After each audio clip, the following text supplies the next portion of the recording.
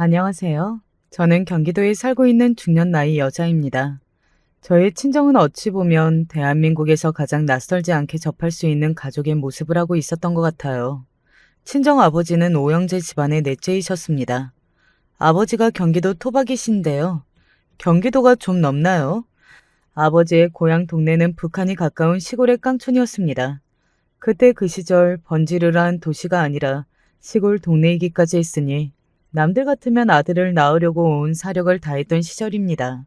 그런데 친가에서는 줄줄이 아들만 다섯이 낳았어요. 친할아버지의 소원이 딸을 보는 것이었다고 합니다. 놀랍게도 친할아버지 당신 역시 사형제이셨고 여자 형제가 없으셨거든요. 사형제 중에서 한 분은 전쟁의 후유증으로 안타깝게 돌아가셨고 나머지 세 분이 결혼해서 가정을 꾸리셨는데 아무도 딸을 못 보셨습니다. 친가의 사정을 잘 아는 오랜 동네 이웃들이 너나 할 거 없이 신기해했습니다. 아니 어쩌면 고추밭이 그렇게나 풍년일 수가 있는가? 거참 신기할 노릇이네. 살다 살다 그런 집은 처음 봤어. 원래 친할머니께서는 넷째인 제 아버지까지만 낳으시고 이제 더 안 낳으시려고 했다네요. 어차피 똑같이 아들만 낳을 건데 하나 더 있어봤자 뭘 하냐면서 말입니다. 자포자기의 심정이셨나 봐요. 친할아버지께서도 적극 동의를 하셨다고 하지만 그 시절에 솔직히 말해서 뱃속에 애가 들어서면 낳는 것이지 계획적으로 치밀하게 임신을 피한다거나 그런 건 없었으니까요. 결국은 다섯째가 생겼고 어차피 임신이 됐으니 다들 이렇게 된 이상 기대라도 크게 해보자며 입을 모았다고 합니다만 태어난 다섯째도 아들이었습니다.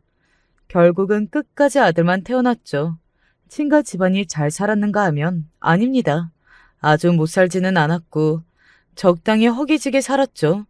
아버지는 막내인 당신의 유일한 동생을 직접 돌보셔야만 했습니다. 한 번도 원한 적은 없었지만 어쩌다 보니 자연스럽게 넷째와 막내는 한 세트였거든요. 막내가 딸이었다면 내가 항시 업고 다녔을 텐데 바닥에도 안 내려놨지.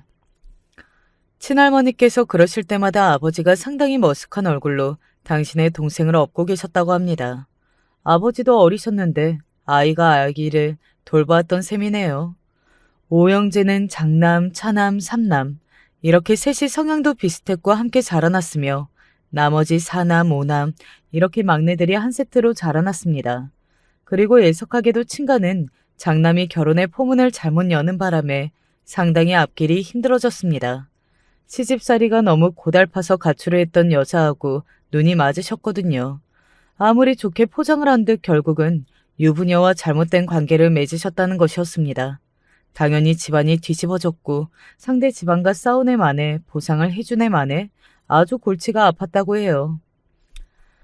그러던 와중에 임신까지 되어서 모든 집안 사람들이 까무러쳤고요. 저는 암만 생각해도 친가의 장남, 그러니까 제 큰아버지의 애이란 만큼 대단한 사연도 드문 것 같아요. 그렇지 않나요? 아니 어떻게 결혼 생활이 힘들어서 다 버리고 집을 나온 여자하고 눈이 맞아서 온 집안들을 들쑤셔 놓았는데 그러던 와중에 임신까지. 정말 엄청난 일이었습니다. 애가 들었었다는데 뭘 어쩌겠나요? 그 여자분이 이혼을 하셨죠. 친가에서는 억울하고 황당하게도 그 여자분의 본래 시댁에 보상을 해주셨어만 했습니다. 그리고 그 여자분은 자신의 친정으로부터 거의 절연을 당하셨고요. 상황은 이미 이렇게 다 벌어졌으니 임신한 맏며느리와 앞으로 잘 살아가기만 하면 될 거라고 친할머니께서는 당시에 그리 생각하셨다고 합니다. 하지만 여러분, 그거 아시나요? 사람은 고쳐 쓰는 게 아니라는 말이죠. 아기는 건강하고 무사히 잘 태어났고 그로부터 3년 뒤 그 여자분은 집을 나가셨습니다. 힘들어서 떠나는 거니까 제발 찾지 말아달라는 쪽지 한 장을 달랑 남기고서요. 자, 그런데 장남하고 누가 한패거리라고 했죠? 차남과 삼남이 곁을 같이 하는데요. 그 두 분은 돈을 써서라도 집 나간 애엄마를 찾아야 한다고 주장을 하셨습니다. 당신의 형들이 머리를 맞대고 작당 모의를 하는 현장을 아버지께서는 보셨죠. 저러다가 일만 더 그르칠 것 같아서 말리고 싶은 심정이었으나 차마 나서지 못하셨어요. 그리고 그걸 후회하셨다고 합니다. 집안에 없는 돈, 그것이 필요했으니 새 형제는 돈을 빌렸습니다. 갚을 미래는 생각도 안 한 채로 빌렸고 사람을 찾아준다는 자칭 전문가를 찾아가서 의뢰를 맡겼습니다. 그런데 결과는 통 시원치 않았죠. 요즘처럼 디지털 시대도 아니었고 뭘 어쩌겠나요? 게다가 그 자칭 전문가라는 인간이 사짜 냄새를 폴폴 풍겼다네요. 아니나 다를까요? 얼마 후에 코딱지만 했던 사무실을 정리하고 사라진 것입니다. 도망친 애엄마를 찾고자 5만 군데서 돈을 빌려서 사람을 고용했는데 그 사람이 도망을 가서 이제는 그 사람을 먼저 찾아야 할 판이라는 황당무계한 작금의 사태를 큰아버지께서는 차마 숨기실 수가 없었고 친할머니께서는 그때 그냥 혀를 꽉 깨물고 죽을까 싶으셨다고 합니다. 죄송합니다.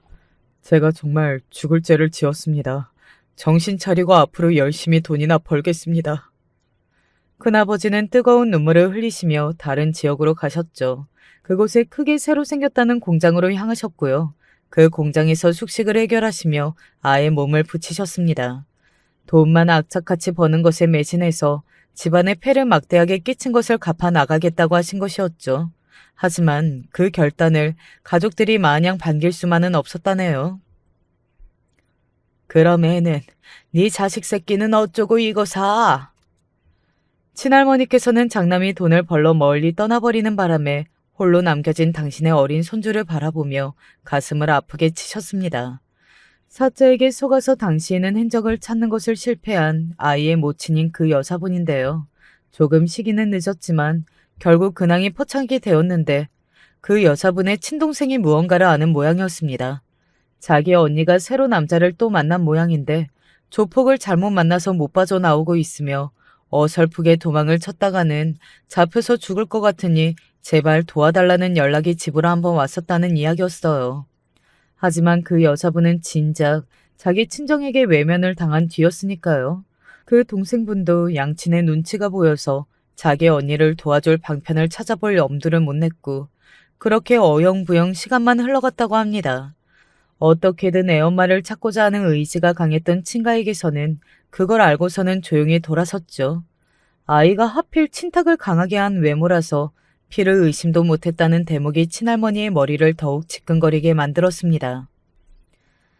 딸이었으면 그나마 내가 마음이 가서 예뻐해 줬을 텐데 애는 무슨 죄가 있겠냐마는. 아휴, 보기만 해도 그냥 내 마음이 괴롭고 힘들구나. 그런 와중에도 딸 타령을 하셨다는 후문입니다. 차남인 제 둘째 큰아버지는 찢어지게 가난한 집안의 여자와 결혼을 하셨습니다. 친할머니께서는 당신의 새 며느리가 시집을 오면서 돈을 10원 한 장 안 들고 맨몸만 온 것에 망연자실을 하시다 못해서 해탈하고 마셨습니다. 아니 돈을 안 들고 온 게 아니라 오히려 마이너스라고 할 수 있었습니다. 왜냐하면 결혼한 지 얼마 안 돼서 그 집안에 병자가 곧 생겼거든요. 아픈 친정 식구를 챙기려고 일부러 계획적으로 서둘러 결혼한 거 아니냐며 친할머니께서는 당신의 새 며느리를 향해 무섭게 추궁을 하셨습니다. 그런데 추궁을 당하며 눈물을 흘리던 새 며느리가 갑자기 헛구역질을 해댄 거예요. 그런 모습에서 딱 직감이 든 친할머니의 놀란 입이 딱 다물어졌죠. 네, 임신이었습니다. 에라이, 그것이 후딱 임신부터 해버려? 이제 밖으로 끌어낼 수도 없고 이걸 어쩐다. 친할머니께서는 화병으로 속이 뒤집어질 지경이었습니다. 자기 형들을 보고 덜컥 겁이 났던 삼남이 안전한 결혼 방식을 취한 것이 다행이었을지도 모르죠. 셋째 큰아버지는 동네 어르신의 주선을 통해서 바로 옆 지역에서 농사를 아주 잘 짓고 사는 집안의 대리일 사위로 들어가셨습니다. 그 집안에는 딸만 셋이었거든요. 그리고 딸 한 명이 아프기도 했습니다. 그래서 시집가서 출가 외인이 된 다른 두 딸들과는 다르게 양친이 옆에 꼭 끼고 살고 있었고요. 네, 바로 이 아픈 딸이 저희 아버지의 새로운 형수님이셨던 것입니다. 그래, 차라리 셋째 놈이 가장 낫구만. 우리 셋째가 장가를 제일 잘 들었다는 소리예요? 아니, 그렇다기보다는 그나마 눈에서 멀리 치워버리니까 낫다는 소리였어. 남은 두 놈들은 이 다음에 짝 만나서 장가를 들면 차라리 셋째 놈처럼 대리 사위든 나발이든 뭘 어떻게 해서든 눈에 안 보이고 살면 좋겠네. 친할아버지 말씀 앞에서 친할머니께서는 슬그머니 시선을 피해버리셨으나 속으로 조심스레 공감을 표하고 계셨다고 합니다. 영영 집 나간 엄마, 돈 벌러 떠난 아빠 때문에 혼자 남겨진 아이는 오늘도 칭얼거리고 있었거든요.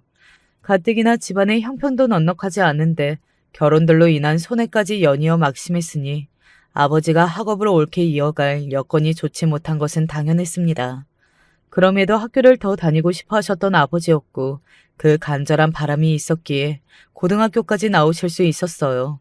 하마터면 중졸로 남으실 뻔했다고 하더군요. 신기하게 한 세트라서 그런지 막내인 작은아버지도 학업에 의욕을 보이셨다고 해요. 두 분 다 공부를 아주 잘하지는 못하셨어도 학교에 가는 것을 무척 좋아하셨고 공부를 할 수 있다는 것 자체를 기뻐하시는 분들이었죠. 5형제 중에서 앞선 3명이나 일찍들 결혼을, 그것도 아주 다사다난한 결혼을 한 바 있었기에 남은 2명은 그런 일이 제발 없기를 친할머니께서 간절히 바라셨습니다. 너희들은 원체 성격도 부드럽고 있는 듯 없는 듯 하면서 어렸을 적부터 부모 속 안 섞이고 조용히 잘 자라줬지. 그런 너희들이 이제 와서 뒤늦게 괜한 일만 안 벌리기를 내가 얼마나 간절히 바라는지 모른다. 네, 어머니, 걱정하지 마세요. 그리고 저희는 웬만하면 일찍 결혼할 생각들이 없어요. 그러니? 너희 정말 잘 생각했다. 결혼이라는 건 미루면서 묵히면 묵힐수록 좋아. 자식 낳을 적에는 딸아이를 간절히 바라더니 이제는 자식들에게 결혼을 늦게 하라고 간절하게 바라기까지. 친가는 유난하고 특이한 집으로 주변에 소문이 다 났습니다. 암만 해도 그 집이 며느리를 맞이하는 게 무서운 모양이라고 사람들이 그렇게 떠들었고요. 애 놔두고 집 나간 맏며느리, 결혼하자마자 친정에 돈 갖다 바치는 둘째 며느리, 아파서 골골대느라 얼굴 한 번 안 비치는 셋째 며느리, 객관적으로 보기에도 사람들이 그렇게 떠들만 했습니다. 친할머니께서도 오기로 산다고 하셨고요. 아버지는 직장에 다니면서 자취생활을 하셨는데 이때 당신의 유일한 동생인 작은 아버지하고 같이 사시면서 그렇게 돈을 벌고 지내셨습니다. 두 분이 다니는 직장은 전혀 달랐지만요. 그리고 때는 아버지 나이 28, 모처럼 명절이라서 가족들이 모였을 때 친할머니께서 넌지시 물어보셨습니다. 너는 아직 장가 갈 생각은 없고 누구 만나는 아가씨도 없고? 아직 없어요. 아이고, 그러니 아직이었어? 네, 제가 한번 서둘러 볼까요?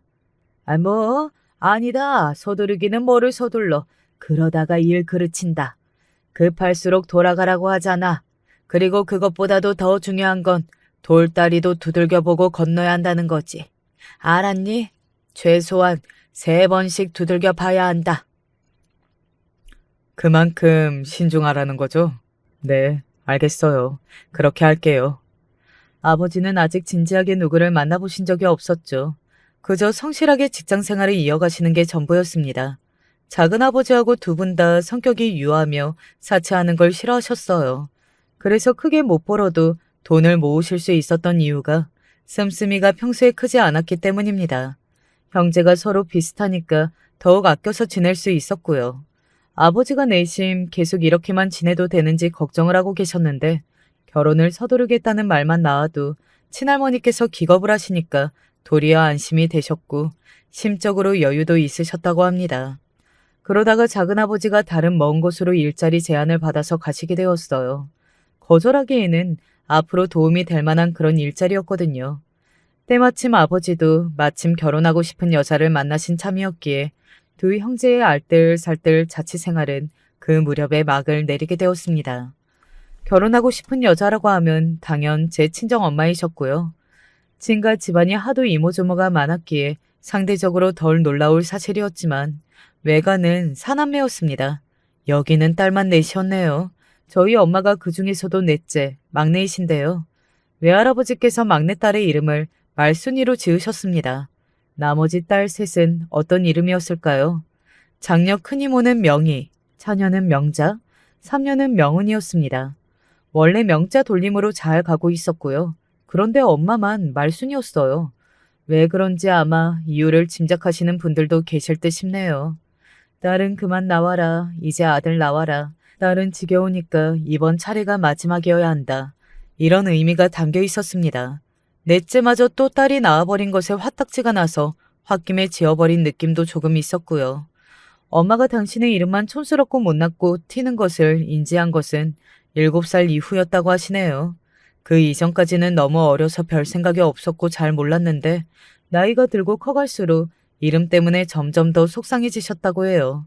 그럴만하죠. 차라리 자매들이 다 이름이 비슷하면 모르겠는데 혼자서 말순이니까요. 그나마 집안에서 만만하였던 셋째 큰이모한테 따져 묻는 것도 자주 하셨대요. 왜 나만 말순이야? 대체 어째서야? 명순이라고 짓든가 말순이는 너무하잖아. 너는 그 지겨운 투정을 언제까지 부릴 거야? 평생 부릴 거야. 내 이름이 말순인 이상 나는 계속 기분이 안 좋을 거니까 언니는 내 마음 몰라. 그렇겠지. 나는 말순이가 아니라 명운이라서 말순이로 태어난 기분은 몰라. 그래도 나 역시 부모님한테 왜 딸년으로 태어났냐고 구박 꽤 받았거든. 너만 서러운 거 아니거든. 나는 구박 더 많이 받아도 되니까 말순이만 아니었으면 좋겠어. 나는 이 다음에 어른이 되면 다른 이름으로 살 거야. 말순이로는 못 살아. 야, 말순아. 옆 동네에 끝순이도 있는데 왜 네가 못 사니? 끝순이보다는 그래도 말순이가 낫지 않아?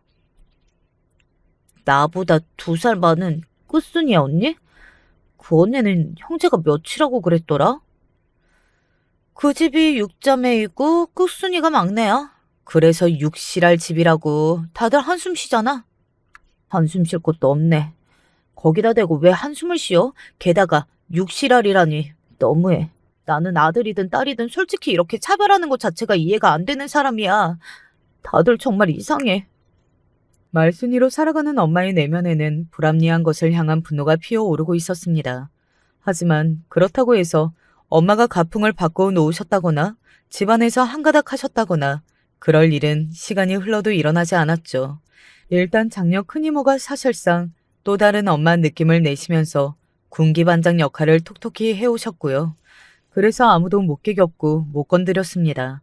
막내인 엄마가 유년 시절에 큰이모 앞에서 찍소리를 못 내신 건 어찌 보면 서열상 너무나도 당연한 이야기였네요.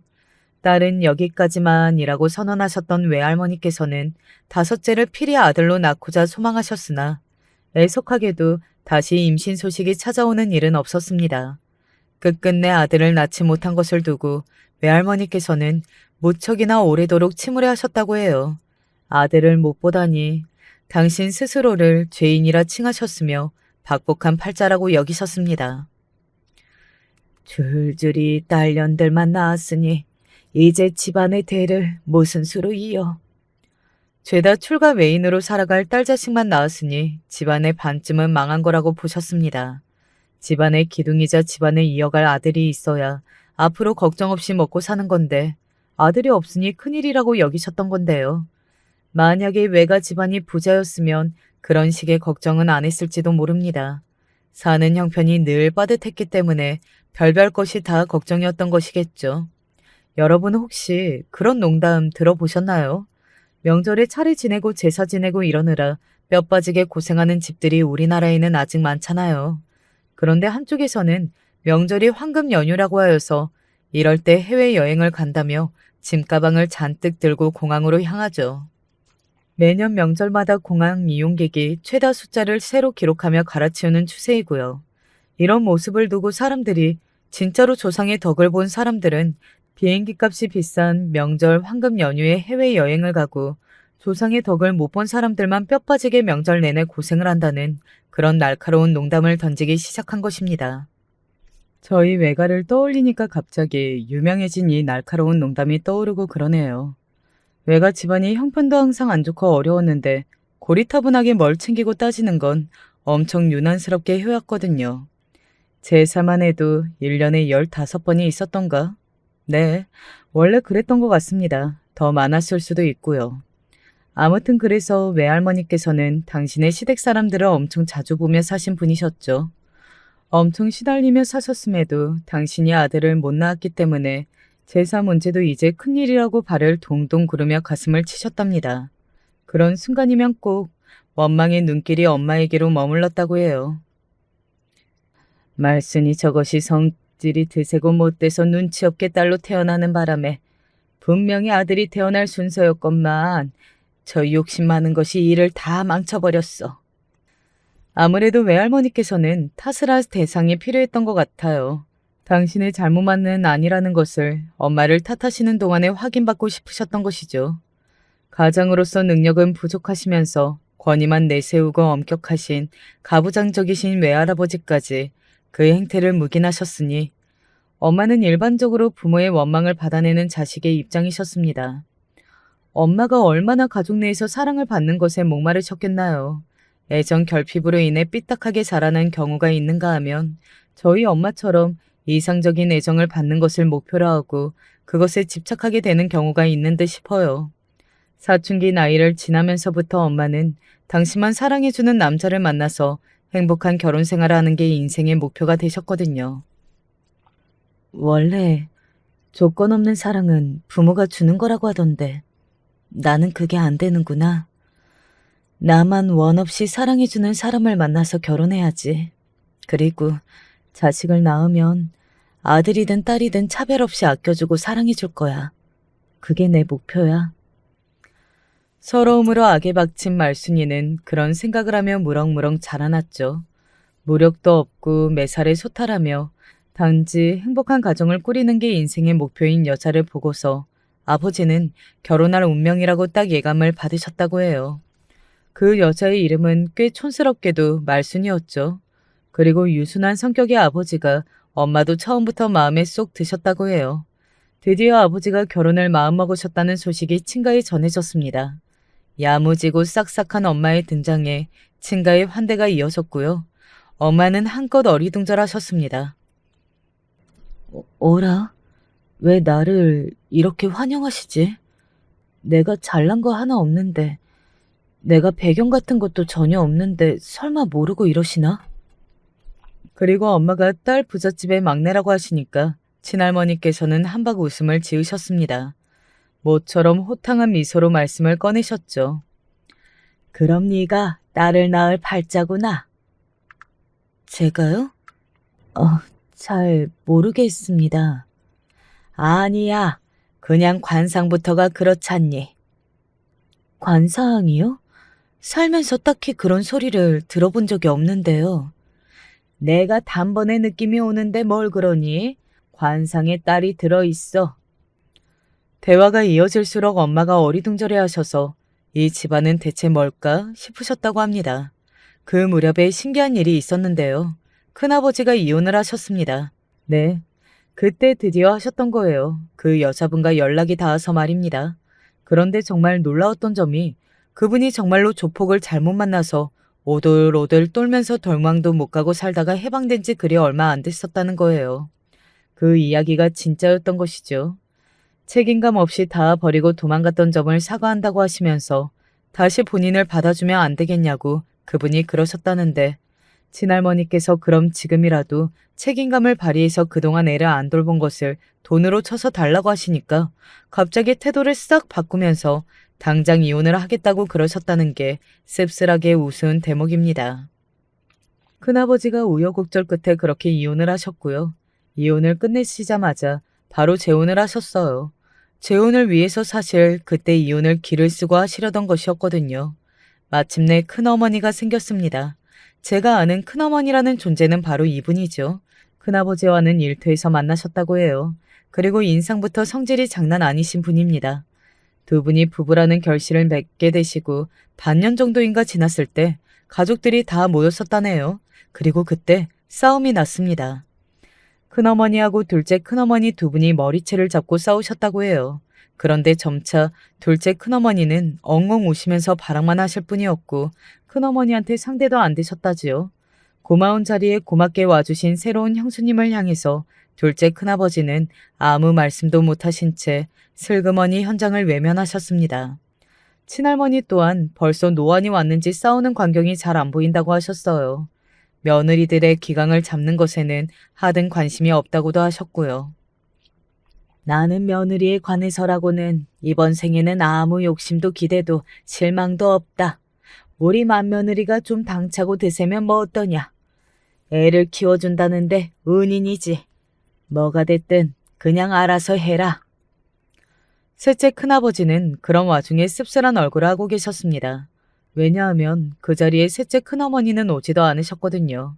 셋째 큰아버지, 당신께서도 정말 오랜만에 집에 오신 참이었어요. 대릴 사위의 역할을 너무나 충실하게 하며 살고 계셨죠. 자의는 아니었다고 하지만요. 그 현장을 가만히 보시던 막내 작은아버지가 저희 아버지를 향해 속닥거리셨습니다. 암만 해도 형이 결혼을 제일 잘한 것 같아. 당연하지. 너도 참하고 성격 좋은 여자 만나라. 아버지는 뿌듯해하셨고 부모님의 사이가 안 좋아질 일이란 없었습니다. 첫 자식이 태어났는데 그게 바로 저였죠. 딸이죠. 친할아버지께서는 어여쁜 손녀의 탄생을 축하한다고 하시면서 직접 저의 이름도 지어주셨습니다. 그러자 엄마는 감동을 받아서 엉엉 우셨다고 해요. 반면에 외가에서는 딸을 낳는 일이 얼마나 흔한데 대관절 어떻게 그걸 감동을 받아서 저러냐고 아주 이상한 눈초리로 친가 사람들을 바라봤다고 합니다. 참고로 결혼한 이모 중에서 딸을 안 낳은 경우는 없었거든요. 남아 선호 사상은 물론이고 각종 고리타분한 것들을 끌어안고 사는 외가였지만 어쨌든 시간이 흐를수록 막내인 엄마가 결혼을 제일 잘했다고 인정을 안 할 수가 없었죠. 이모들만 보더라도 다 각자의 시댁에서 구박받고 눈칫밥 먹고 그래서 화병 나고 그런 와중에 딸이라 함은 끝까지 효녀여야 한다는 생각으로 친정을 못 버려서 열심히 친정도 챙겨야 하고 다들 비슷하게 이러한 모습으로 사셨거든요. 사람이 생각하는 대로 얼추 살게 되나 봐요. 이모들이 다 어쩜 각자 친정의 나쁜 점들하고만 공통점이 있는 시댁을 만나 살게 되셨는지 아주 신기한 일입니다. 절대 친정의 가풍대로 사는 건 안 할 거라고 이를 갈며 자라나셨던 엄마는 성격이 유들유들한 애처가 배우자를 만나셨고 시집살이 한 번은 안 시키는 시댁을 두게 되셨죠. 손자가 아니라 손녀가 태어났는데도 무척이나 기뻐하면서 축하를 해주는 그런 시댁을 말입니다. 그러니 엄마는 돈은 안 풍족할지언정 매일같이 마음만은 편하게 사셨습니다. 이렇게 되니 너나 할 것 없이 모두 공통적으로 느끼는 지점이 있었습니다. 결혼을 잘하는 게 이렇게나 중요하며 서로가 잘 만나야 한다는 사실 말입니다. 저는 서로 큰소리 한 번 안 내고 사시는 부모님을 보고 자라서 그런지 이 다음에 커서 결혼을 한다면 아버지 같은 남자하고 결혼을 해서 부모님처럼 사이좋게 살고 싶었습니다. 엄마는 누누이 저에게 당부를 하셨죠. 잘난 놈은 잘난 척을 하고 못난 놈은 꼴값을 떨어. 그래서 착한 놈이 최고야. 착하게 사는 걸 지는 거라고 생각하면서 자존심 내세우고 유세나 떠는 남자들이 많아. 그런 놈들은 절대 만나지 말아야 돼. 오히려 그런 놈들이 제일로 남자답지 못하거든. 진짜 배기들은 내 가족, 내 여자, 내 사람들을 위해서 내가 생각하는 것들을 지키면서 살아. 그런 착한 놈을 꼭 만나야 한다. 아버지 같은 남자를 잘 만나신 분이 해주는 당부니까 아주 설득력이 있어서 저는 매번 새겨들었습니다. 외할머니께서는 손녀보다 손자를 예뻐하시는 분이었어요. 손자에게는 우리 강아지 이러셨지만 손녀에게서는 국물도 없었습니다. 저도 어렸을 땐 외할머니로부터 예쁨을 받고 싶었죠. 하지만 엄마가 그러셨습니다. 당신이 계명을 하지 않은 건 외가로부터 받은 차별, 냉대, 조롱을 영원히 잊지 않기 위해서라고 말입니다. 나이 들어서 정신이 흐릿해지고 감정적이게 되면 괜히 마음이 약해질 수도 있잖아. 나이 들어서 정신이 깜빡깜빡해져도 내 이름은 말순이니까 말순이라는 이름에 모든 게 다 들어있으니까 내가 마음이 약해지지 않겠지 싶어서 일부러 이 이름으로 평생 사는 쪽을 택한 거야. 말순이라는 이름에 모든 서사가 다 들어있었습니다. 그러니까 엄마의 말씀은 제가 굳이 외할머니한테 예쁨을 못 받아도 서러워할 필요가 없다는 것이었어요. 그런 것에 매달리지 말라는 뜻이었죠. 엄마는 외가에 들를 때면 태도를 뾰족하게 하셨으나 아버지는 아주 싹싹하게 구셨습니다. 그럴 때면 외할아버지 외할머니 두 분 다 막내가 남자 보는 눈은 참 좋았군, 운도 좋아, 이런 눈빛이 되셨답니다. 다사다난한 친가의 분위기는 항상 외가와 반대였죠. 카리스마를 뽐내시는 큰어머니, 맨날 우는 소리만 하시는 둘째 큰어머니, 저번에는 머리가 아프고 이번에는 허리가 아파서 못 오는 셋째 큰어머니. 친가 집안에서는 아들, 딸, 차별 그런 거 없었습니다. 아니 오히려 있다면 딸이 더 우세였죠. 그리고 애초에 남자들이 자기 부인들 앞에서 힘을 못 썼습니다. 일단 장남부터가 애 딸린 나를 받아줘 고맙소라는 자세였기 때문에 한없이 지고 들어갔으니까요. 장남 밑으로 차남, 삼남까지 세트였기 때문에 다들 부인이 주도하면 조용히 따르는 흐름으로 다 똑같이 살았습니다. 아, 막내인 작은아버지는 결혼을 늦게 하셨는데요. 신기하게도 제일 교포와 결혼을 하셨답니다. 당황하신 친할아버지께서 딱 한마디 친일파냐고 물어보셨고요. 작은어머니는 절대 친일파 같은 게 아니고 오히려 반대라고 하시면서 집안에 얽힌 슬픈 사연이 있다고 대답하셨습니다. 그러자 친아버지는 물론 친할머니 또한 애처로운 눈빛으로 고개를 끄덕여 주시면서 결혼 허락을 해주셨답니다. 작은 어머니는 되게 열려있으신 분이었고 이런저런 재미있는 서양 문화도 많이 알고 계셔서 저는 친가에서 그분을 뵐 때마다 여러 가지 흥미로운 이야기를 들으며 자랐습니다. 저는 대단한 사람은 못했습니다. 훌륭한 사람은 못했습니다.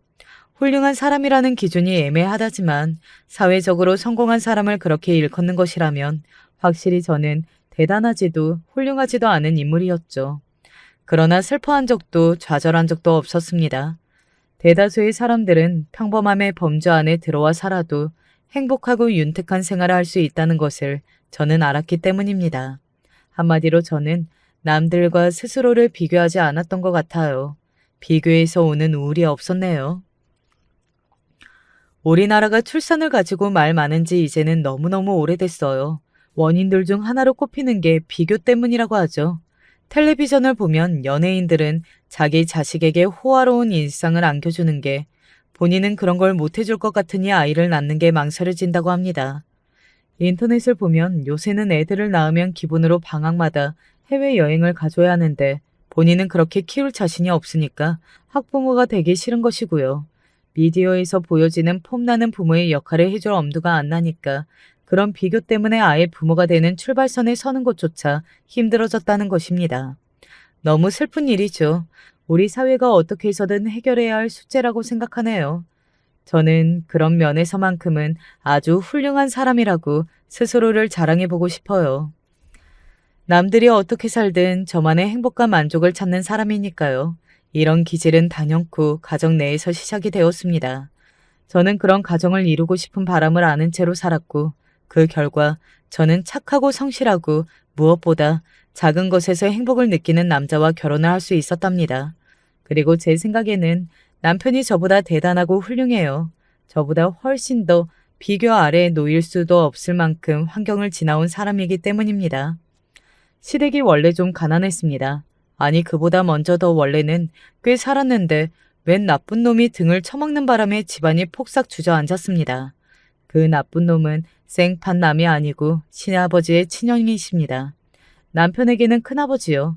거나하게 등을 쳐먹고 나서 그분은 잠적을 하셨고 나중에 슬쩍 이민까지 가셨습니다.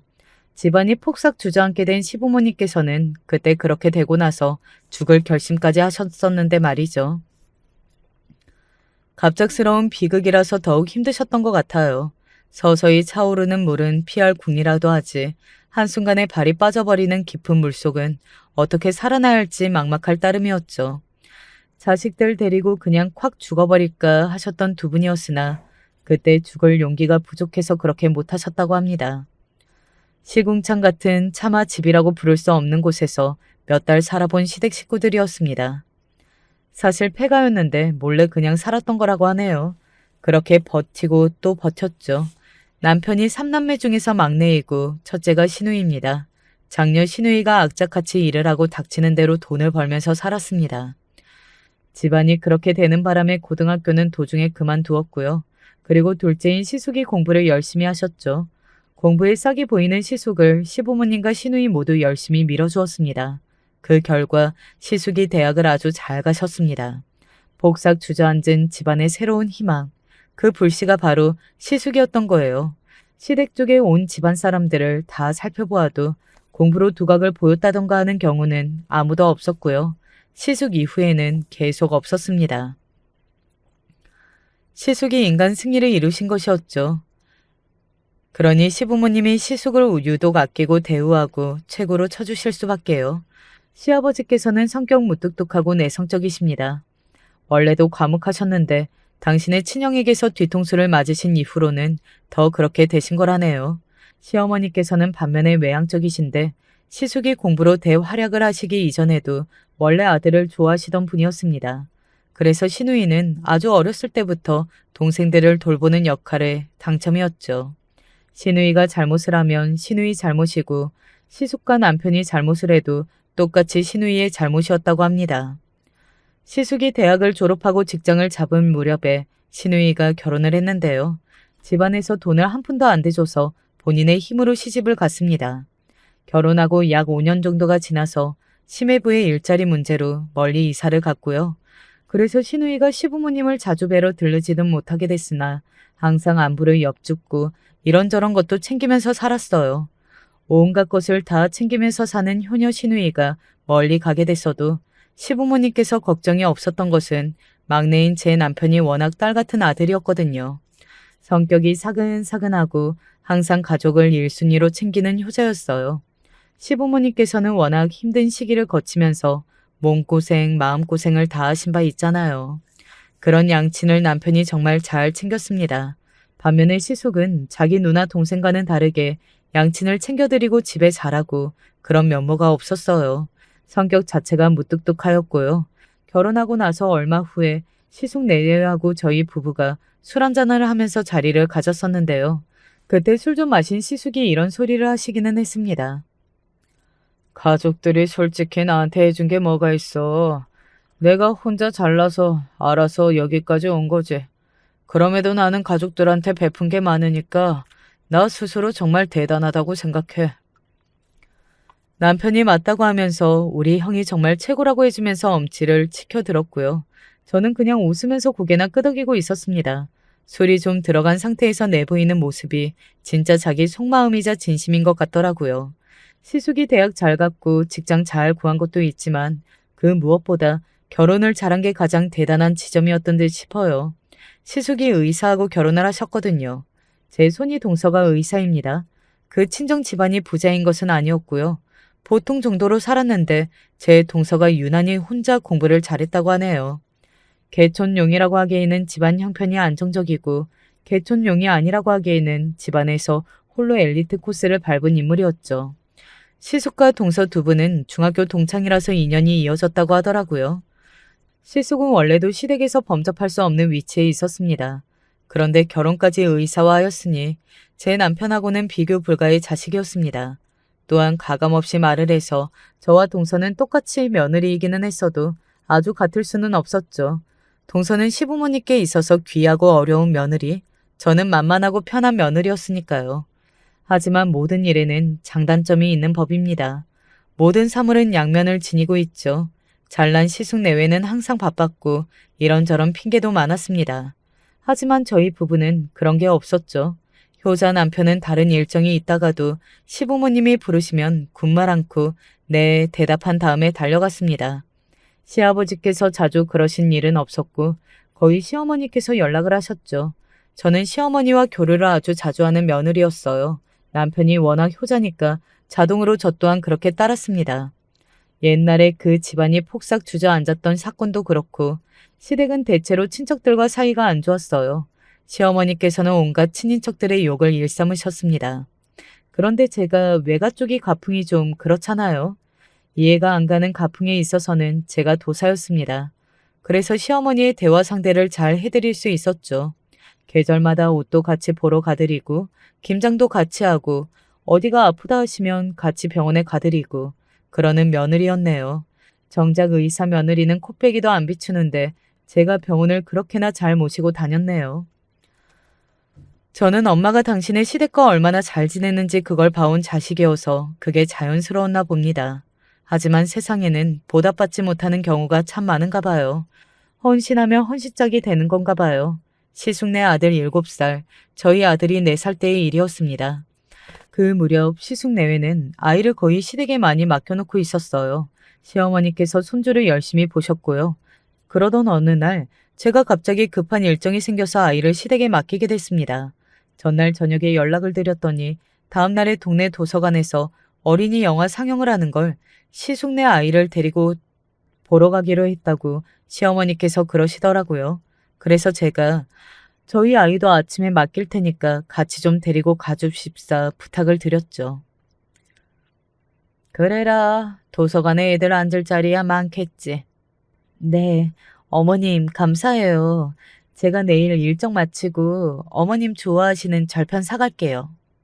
뭐 절편? 아 좋지. 애 데리고 내일 일찍 와라. 시큰둥하게 대답하시더니 절편 이야기에 엄청 좋아하시던 그 목소리를 들을 때까지도 아무 생각이 없었습니다. 아이를 시댁에 맡기고 일정을 소화하는 동안에도 정말 아무 걱정이 없었고요. 그런데 제가 일정이 생각보다 일찍 끝나서 이른 시간에 시댁으로 갔을 때였어요. 가는 길에 비가 오더군요. 이쪽 동네만 비가 쏟아지고 있었습니다. 그리고 시댁 앞에 도착할 무렵에 거의 비가 멎었고요. 소나기 예보가 없었던 것 같은데 시어머니께서 우산을 챙기셨을지 그런 걱정을 하며 차에서 내리던 제 눈에 믿을 수 없는 광경이 들어왔어요. 집에 다 와가자 비도 이제 멎은 듯하니 시어머니께서 우산을 접으며 걸어오고 계셨는데 왼쪽에는 시조카가 있었고 아주 뽀송한 상태였습니다. 그런데 오른쪽에 있는 제 아이는 쫄딱 젖어 있는 거예요. 너무 깜짝 놀라서 달려갔고 당장에 여쭈었죠. 어머님, 이게 어떻게 된 거예요? 아예, 말도 마라. 갑자기 비가 막 쏟아지지 뭐니. 이거 양산이라도 가방에 하나 챙겨갔었으니 망정이지. 아, 그게 우산이 아니라 양산이었군요. 근데 왜 저희 서준이만 이렇게 비를 맞았어요? 용석이는 하나도 안 젖었네요. 용석이 비 맞을까봐 내가 얼마나 용을 써서 양상 밑으로 꼭 붙들고 왔는데. 네? 그럼 서준이는요?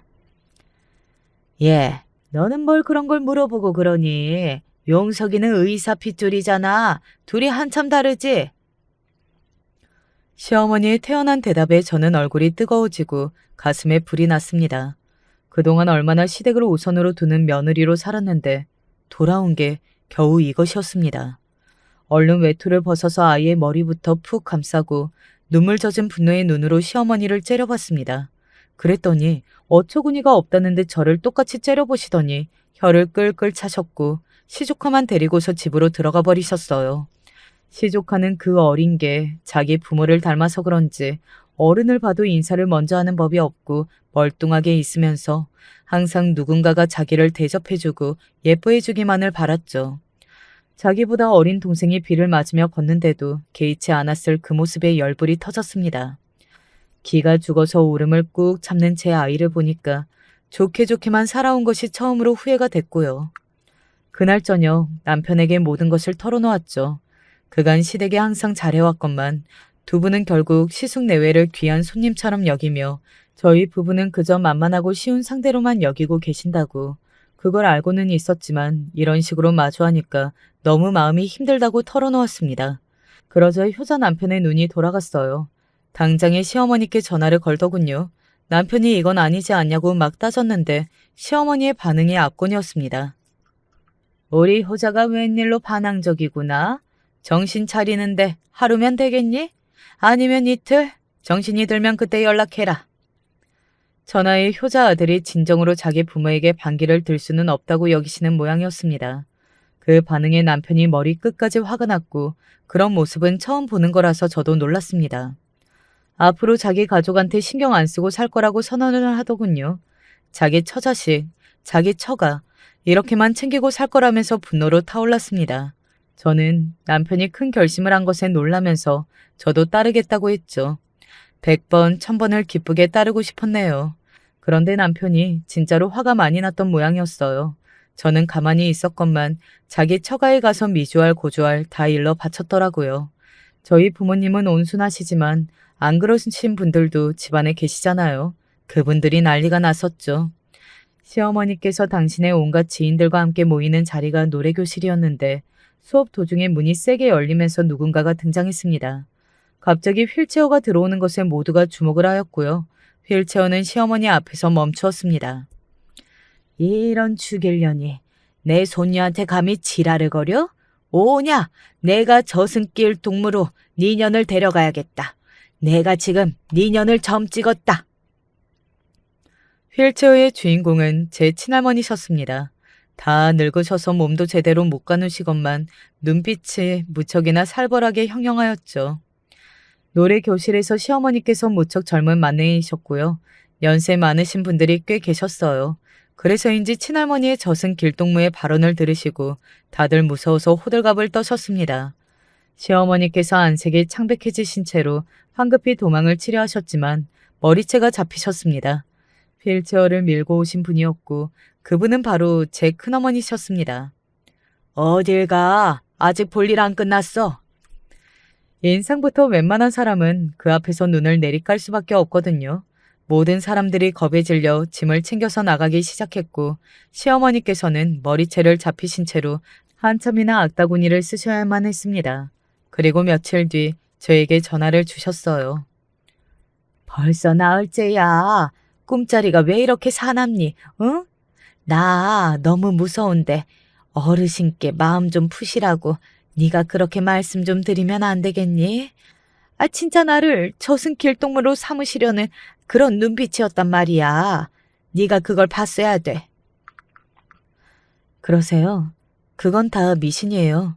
현대의학으로 치료를 받으시면 좋겠습니다. 의사 며느리 뒀다 뭐 하세요? 국 끓여 드시게요? 못난 며느리한테 이러지 마시고 잘난 의사 며느리하고 상의하세요. 저는 차분하게 말씀드린 후 전화를 끊고 번호를 차단했습니다. 며느리가 의사이면 뭘 하나요? 콩고물이 안 떨어지는 것을요. 며느리가 의사라고 해서 의료 혜택을 보신 적이 없다는 걸 저도 너무 잘 알고 있었죠. 그 좋아하시는 노래교실도 못 나가게 되셨고 지인들 사이에서 개망신을 당하신 시어머니의 상심이 무척이나 크셨으나 위로를 해드릴 존재가 아무도 없었습니다. 남편이 이미 신우이하고도 작당을 끝내놨거든요. 시어머니께서는 저희 부부가 그렇게 만만히 여기셨는데 애초에 딸보다 아들 사랑이 지극하신 분이었잖아요. 그러니 신우이가 얼마나 애를 쓰든 그래봤자 자식들 중에서 제일 나중이었습니다. 남편은 바로 그 점을 신우이에게 정면으로 지적을 하였고요. 그래, 맞아. 나도 이제 괜한 희생 따위는 안 하면서 살래. 평소에는 날 찾지도 않으면서 귀찮고 힘든 일이 생길 때만 찾는 부모님이었잖아. 나한테 돈 달라는 소리는 잘하셨어도 잘 지내냐는 소리 한번 먼저 안 하셨잖아. 멀리서라도 항상 잘해드리려고 노력했건만 돌아온 건 없었지. 나도 이제 정신 차리고 나를 위하는 가족들하고만 잘 살아볼 거야. 효녀와 효자가 집에 발길을 딱 끊었습니다. 멀리 살지만 늘 안부를 여쭙고 이것저것 챙겨서 택배로 보내오던 딸. 그리고 언제 어느 때든 부르면 달려와서 자기 처와 함께 효도를 다하던 딸 같은 아들까지. 둘 다 사라지니까 시댁은 이제 삭막해졌죠. 든 자리는 몰라도 난 자리는 아는 법이었습니다. 자기 잘난 줄만 아는 장남, 정없이 딱 선을 긋고 지내는 며느리. 그 둘하고만 지내려니까 시부모님은 이제 죽을 맛이었습니다. 특히 시어머니께서 시름시름 앓으며 후회를 하셨죠. 도통 사는 맛이 안 난다. 대체 어떻게 하면 예전처럼 돌아갈 수 있는 거야? 가슴을 치며 후회하셨으나 이미 버스는 한참 떠난 뒤였습니다. 착한 사람이 화가 나면 가장 무섭다고 하는데 그 경우를 저는 제 남편을 보면서 체감하는 중이거든요. 저는 남편 사랑이 지극한 아내이니까 그냥 앞으로도 남편이 결정하는 대로 따르며 지지해주면 되겠죠. 혹시 여러분의 생각은 어떠세요? 안녕하세요. 저는 얼마 전까지만 해도 생을 등지려 있던 63살 여성입니다. 사건은 한 달 전 일어났습니다. 얼마 전 제 핸드폰으로 문자 하나가 도착했습니다. 아들이 위험해요라는 문자였습니다. 아들이라는 말에 저는 심장이 쿵 내려앉은 것 같았습니다. 그리고 다급히 통화 버튼을 눌렀습니다. 하지만 전화를 받은 상대는 아들이 아니었습니다. 어떤 젊은 여자였습니다.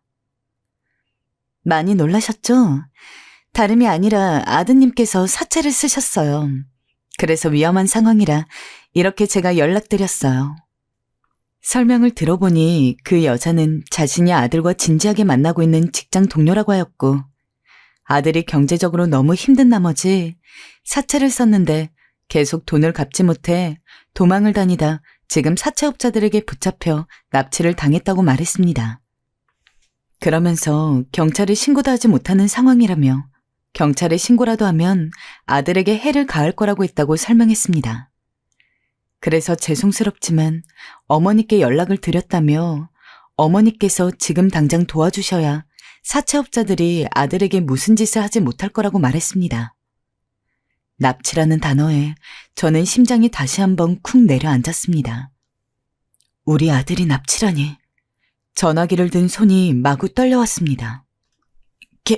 계좌번호 얼른 불러주세요. 얼마 보내면 돼요? 1억 2천만 원 보내주시면 됩니다.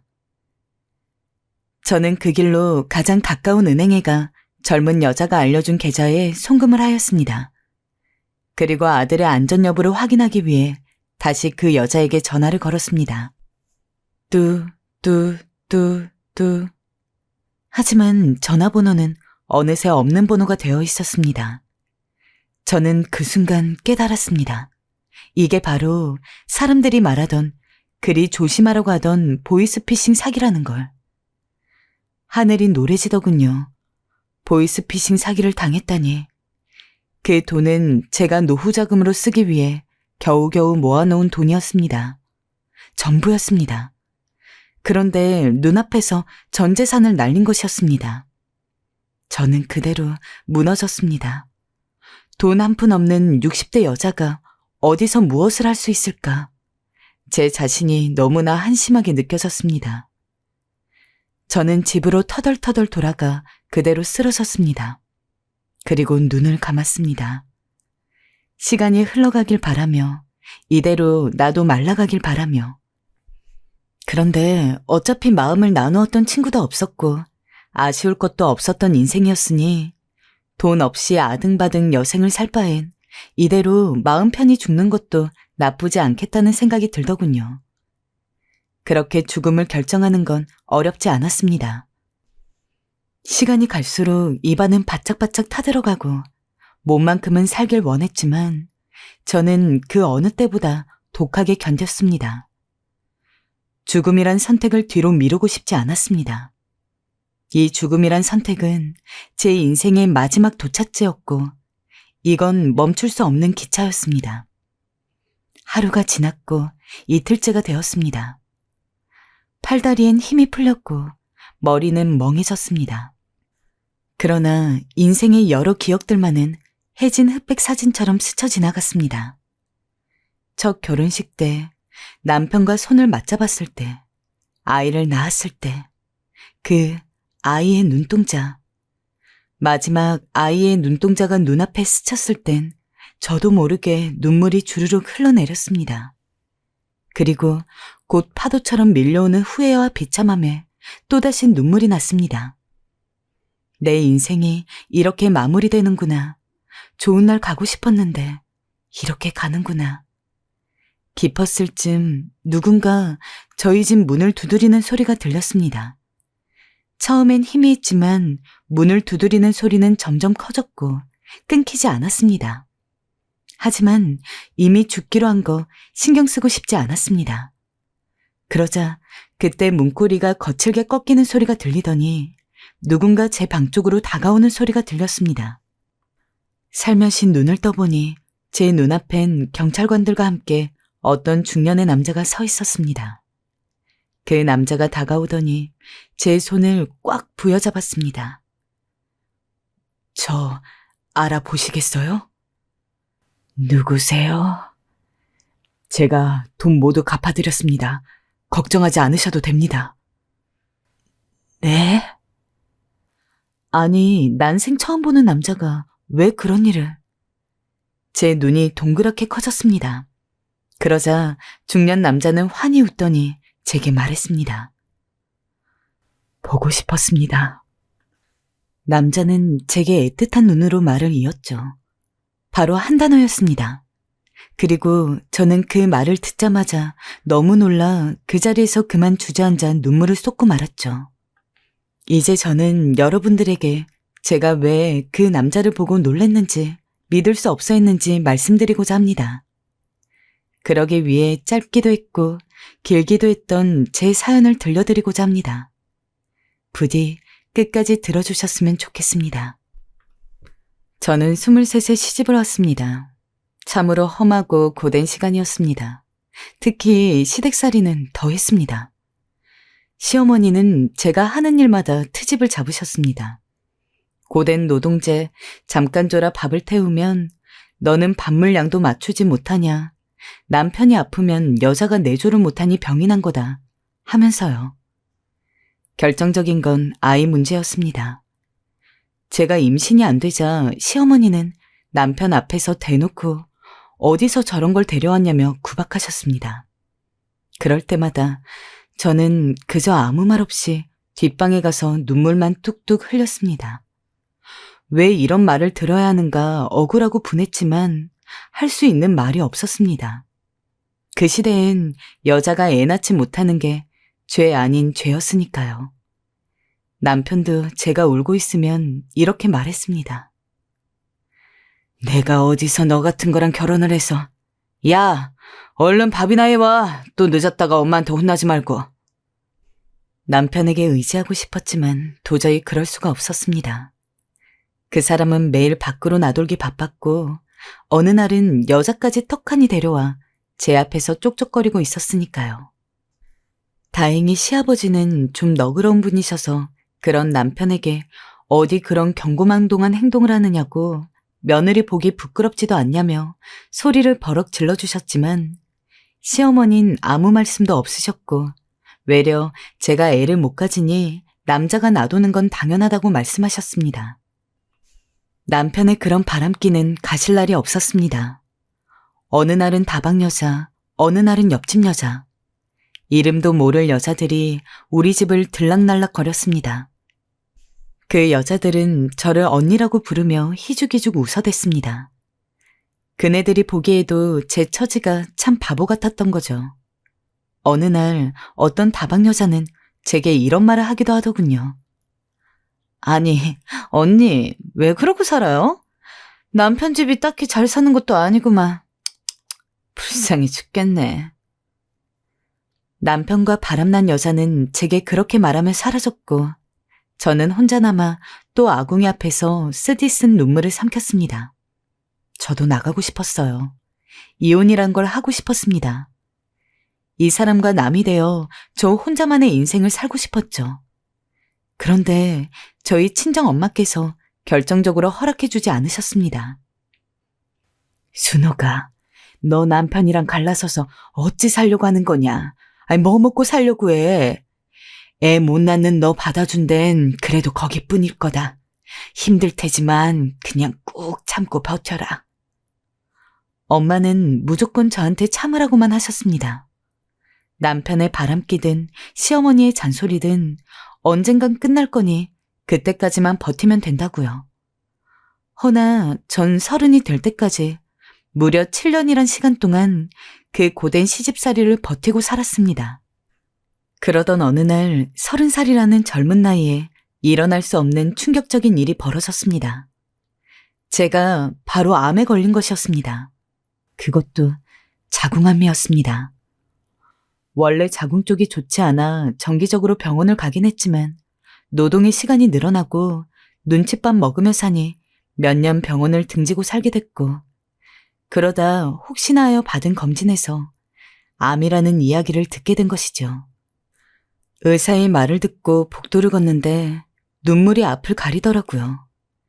참 허탈하더군요. 세상이 왜 이리 나에겐 모진가 싶었어요. 그리고 마지막엔 내가 이렇게 살다가 정말 죽겠구나 라는 생각도 들었습니다. 병에 걸리고 나서야 깨달았습니다. 저한테 병을 준 건 바로 이 시댁이고 여기서 계속 살다간 언젠가 또 병에 걸려 제 몸 하나 지키지 못할 거라는 걸요. 그래서 저는 투병기를 거쳐 병원 생활을 하고 나와선 남편에게 곧바로 이혼 도장을 찍자고 했습니다. 제정신이야? 처음엔 남편은 저를 미친 여자 보듯 왜 그러냐 반응했지만 제가 물러서지 않자 한숨을 푹 쉬더니 순순히 도장을 들더라고요. 저는 그렇게 제 소중한 청춘을 그 지옥 같은 곳에 몽땅 털리고 20대를 마무리하였습니다. 하지만 문제는 막상 세상 밖으로 나오니 시작되었습니다. 그때까지만 해도 어머니께 이혼 사실을 밝히지 못했던지라 친정의 몸을 의탁할 수도 없었고 형제 자매도 없었던지라 돈을 빌릴 수도 없었습니다. 그래서 저는 살 집이라도 구하기 위해선 무작정 돈부터 벌어야 했습니다. 그러다 찾다 찾은 곳이 동네에 있던 큰 고깃집이었습니다. 고깃집 사장님께선 홀로 나온 제 상황을 이해해 주셔서 밤에 식당 안쪽 골방에서 잘 수 있게 해주겠다고 했고 저는 사장님의 호의에 고마워하며 감사하다고 연신 고개를 숙였습니다. 아이고, 뭔 사정인진 모르겠지만 많이 힘들어 보이네. 도움 필요하면 얘기해요. 네, 고맙습니다, 사장님. 정말 고맙습니다. 그리고 저는 그 다음 날부터 바로 그 집 주방에 들어갔습니다. 늘 좋은 일만 있을 수 없듯 일은 쉽지 않았습니다. 무척 고되었죠. 어두운 백열등 불빛 아래에서 쪼그리고 하루 몇백 개의 접시들을 닦아내고 또 닦아내다 보면 눈도 침침해지고 허리는 말도 못하게 아파왔습니다. 집에 돌아가서 차디찬 방바닥에 누우면 신음소리가 절로 흘러나왔습니다. 그렇게 끙끙 앓다 새우등을 하고 잠들었습니다. 하지만 먹고는 살아야 하니 다음 날 또 접시를 닦으러 나갔죠. 손은 매일 퉁퉁 불어있고 허리는 쪼개질 듯 아팠지만 그래도 저는 제가 그 시어머니의 눈총과 눈칫밥 먹던 지붕에서 나왔다는 사실 하나만으로 좋았습니다. 더 이상 남편에게 애꿎은 소리 듣지 않아도 되고 저를 타박하시던 시어머니 목소리를 듣지 않아도 되었으니까요. 더군다나 사장님 부부가 저를 안쓰럽게 여겨주셨기 때문에 오늘 일이 많이 힘들지 이거 파스라도 붙이고 자. 아이고 왜 새우등으로 잠을 자. 이불이라도 덮고 자지. 방 뜨뜻하게 해놓을 테니까 푹 자. 사장님 부부의 그런 배려들 덕분인지 조금씩 일에 적응을 해나갈 수 있었고 저도 나름의 요령이 생겨 일하는 데 큰 지장이 없었습니다. 사장님이 아무래도 저 혼자 힘든 건 못 보겠다며 직원 한 명을 더 뽑아주셔서 수월하게 된 것도 있었고요. 지금 생각해보면 사람을 한 명 부리는 것도 돈일 터인데 제 힘듦은 더 생각하시고 그런 배려를 해주신 게 참 감사할 따름입니다. 그렇게 3년 정도 일했을 때쯤 저는 식당을 나와 조그마한 고시원에서 살 수 있게 되었고 돈도 조금씩 모을 수 있었습니다. 제 수중에 돈이 생겼다는 게 얼마나 행복하던지 만질 수 있는 종이자락이 있다는 게 얼마나 위안이 되던지 저는 그게 너무 신기하여 할 일이 없을 땐 밤마다 그것을 만지작거리곤 하였습니다. 닳겠다, 닳겠어. 같이 일하던 사람들이 제게 그렇게 말해도 저는 그걸 손에서 놓지 못했어요. 그리고 열심히 돈을 모아 조그마한 10평짜리 집이라도 마련할 생각을 하며 혼자 조용히 행복해 있습니다. 그러던 어느 날 식당에 종업원 남자가 새로 들어왔습니다. 그 남자는 키도 크고 눈도 부리부리하니 조금은 무섭게 생긴 사람이었습니다. 사장님 부부의 친척 중 한 명이라고 했는데 어쩐지 사장님 내외와는 달리 분위기가 다정하진 않았습니다. 오히려 어디서 나쁜 일을 하다 온 사람 같더라고요. 그런데 그분이 어느 날부터인가 자꾸 제 쪽으로 얼쩡거렸어요. 제 주변을 어슬렁거리며 일은 힘들지 않냐 물어보고 갑자기 먹으라며 고기를 갖다 주기도 하고요. 주변 사람들은 그 사람이 제게 마음이 있는 게 분명하다며 잘해보라는 등 떠밀었지만 저는 저 사람이 왜 이혼한 여자한테 그러겠냐며 고개를 저었죠. 그러던 어느 날 놀라운 일이 일어났습니다. 일이 끝나갈 무렵 마지막으로 접시들을 수건으로 닦고 있는데 그 남자가 제게 오더니 무뚝뚝한 목소리로 묻더라고요. 일 끝나고 뭐 합니까? 그 남자의 볼은 조금 붉게 상기되어 있었고 시선은 제가 아니라 다른 곳에 있었죠. 갑작스런 질문에 저는 멍하니 그 남자를 바라보다 툭 내뱉었습니다. 저 할 거 없는데요? 그럼 나갑시다. 그 사람은 그 말만 남기더니 먼저 가게 밖으로 나갔습니다. 그리고 정말이지 식당 불이 꺼지자 남자는 집에 가지 않고 저를 기다리고 있더군요. 제가 당황하며 그 사람을 쳐다보자 그 사람은 곁눈질로 흘끗 저를 보더니 저 혼자 성큼성큼 어디론가 가더군요. 제가 어딜 가냐 물어도 대답도 하지 않고요. 그래서 저도 어쩌다 보니 그 남자를 졸래졸래 따라가게 되었죠. 그 남자가 발길을 멈춘 곳은 어느 근사한 식당이었습니다. 화려한 불빛이 있고 예쁜 조각상들이 있고 번지르르한 탁자 위 반질반질한 수저들이 눈에 띄는 곳. 거긴 딱 봐도 아주 비싼 식당이었습니다. 평생 올까 싶었던 곳이었어요. 너무 놀란 제가 들어가지 못하고 거길 바라보자 그 사람은 휘적휘적 빠른 걸음으로 다가오더니 곧바로 문을 열었습니다. 저는 다급히 그 사람 팔을 붙잡았습니다. 여기 너무 비싼 거 아닙니까? 그냥 다른 데 가도 되는데. 그런 말 말고 그냥 드시오. 그러더니 그 남자는 문 앞에서 들어가지 못하고 어물거리고 있는 절 끌고 안으로 들어왔습니다. 저는 기어이 식탁에 앉아 어색한 표정으로 주변을 둘러보았습니다. 저는 모든 것이 어색했습니다. 벽에 걸려있는 외국 여자의 초상화도 식탁도 접시도 모두 어색했습니다. 심지어 메뉴판에 써져 있는 가격은 상상 초월이었습니다.